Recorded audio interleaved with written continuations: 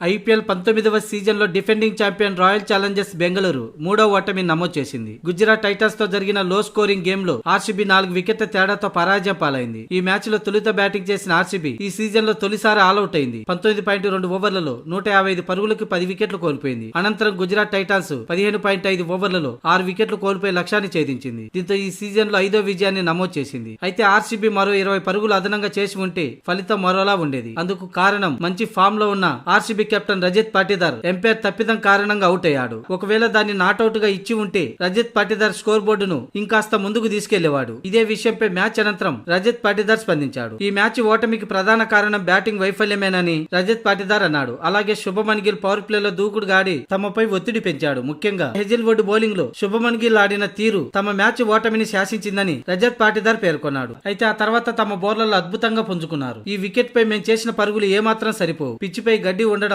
Fast బౌలర్లకు సహకరించింది. అలాగే middle ఓవర్లలో వరుసగా వికెట్లను కోల్పోయాం. ఇక్కడే మేము వెనకబడిపోయాం. తప్పిదాలను సరి చేసుకుని తర్వాత మ్యాచ్ లో గెలిచేందుకు ప్రయత్నిస్తాం. ఇక భువనేశ్వర్ కుమార్ ఎంతో అనుభవం కలిగిన టీ20 స్పెషలిస్ట్ బౌలర్. ఈ సీజన్ లో తమ విజయాలకి అతడు ఎంతో కీలకంగా మారాడు. ఇక తర్వాత ఒక్కొక్క మ్యాచ్ పై దృష్టి పెడతాం. పాయింట్ల టేబుల్ గురించి ఆలోచించడం లేదు. మంచి క్రికెట్ ఆడడమే లక్ష్యమని రజత్ పాటీదార్ చెప్పుకొచ్చాడు. ఇక తన క్యాచ్ పై స్పందించే సందర్భం ఇది కాదని, నేను అవుటా కాదా అనే విషయం అంపైర్లకే తెలియాలి. ఓ కెప్టెన్ గా ఆ విషయాన్ని నేను ఇక్కడ చెప్పకూడదు అంటూ రజత్ పాటీదార్ చెప్పుకొచ్చాడు.